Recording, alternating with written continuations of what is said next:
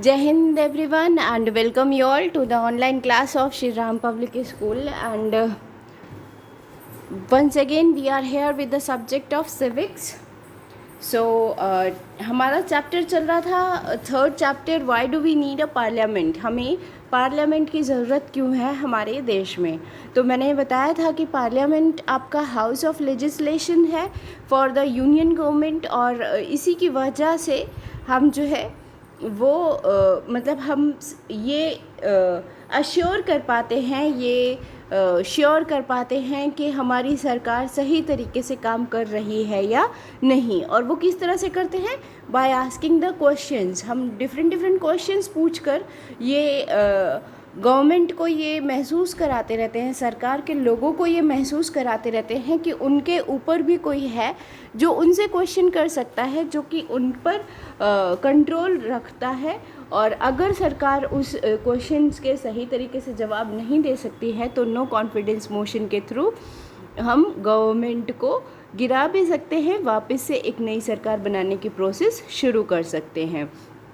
तो आज का हमारा जो टॉपिक था, लास्ट टॉपिक बचा था इस चैप्टर का, and the topic was law making. तो लॉ मेकिंग प्रोसेस क्या होती है, सबसे पहले हम वही देख लेते हैं। Law making, yes, law making क्या होती है? Law making is a process जहाँ पर हम अपने देश के लिए, उस लेजिस्लेचर के लिए कानून बनाते हैं, ठीक है।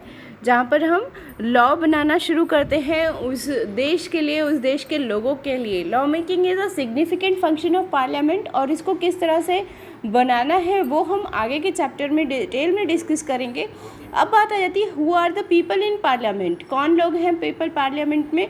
तो पार्लियामेंट के लोगों के लिए मैंने आपको बताया था, parliament now has more and more people from different backgrounds. हर एक बैकग्राउंड से अलग अलग लोगों को यहाँ पर जो है रखा जाता है, दैट मीन्स कि पार्टिसिपेट करवाया जाता है, और ये अश्योरेंस लिया जाता है कि पार्लियामेंट के जो भी लोग हैं, यानी पॉलिटिकल पार्टीज़ जो भी रिप्रेजेंटेटिव्स चुनकर आए हैं अलग अलग जगहों से, वो अलग अलग जगहों से चुने हुए जो भी अलग अलग रिप्रेजेंटेटिव्स हैं वो देश के हर हिस्से और हर सेगमेंट को अच्छे से रिप्रेजेंट करें, उनकी समस्याओं को यहाँ पर संसद में उठाएं ताकि उनका एक समाधान हमारी सरकार की तरफ से हो सके।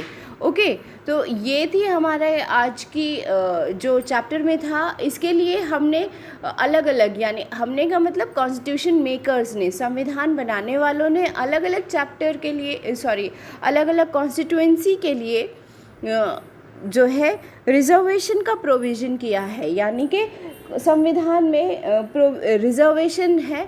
रिजर्वेशन की वजह से क्या होता है, जो पर्टिकुलर जो पिछड़ी जातियां हैं, जैसे SC हो गई, SC कैटेगरी, ST कैटेगरी या OBC कैटेगरी के लोगों के लिए वो पर्टिकुलर सीट रिज़र्व कर दी जाती है ताकि वहाँ पर लोग जो है पार्टिसिपेट कर सकें, उस पर्टिकुलर कास्ट के लोग वहाँ के रिप्रेजेंटेटिव के तौर पर चुनकर आ सकें, और जिसकी वजह से वो फिर आगे अपनी समस्याओं को या उस कैटेगरी के, उस कास्ट की समस्याओं को हाईलाइट कर सकें।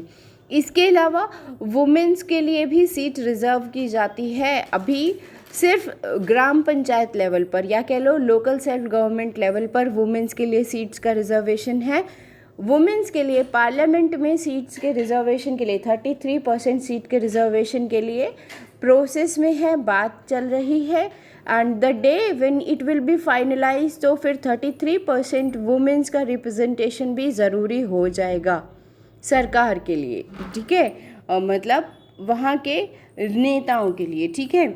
और ये सिर्फ और सिर्फ इसलिए किया जाता है ताकि सोसाइटी के हर सेक्शन को, चाहे वो वुमेंस हो गई, चाहे पिछड़ी जातियां हो गई, सबकी समस्याओं का समाधान संसद के थ्रू, सरकार के थ्रू किया जा सके, उनके बारे में डिस्कस किया जा सके, और हमारे देश को, हमारी कंट्री को एक वेल डेवलप्ड कंट्री हर तरह से बनाया जा सके।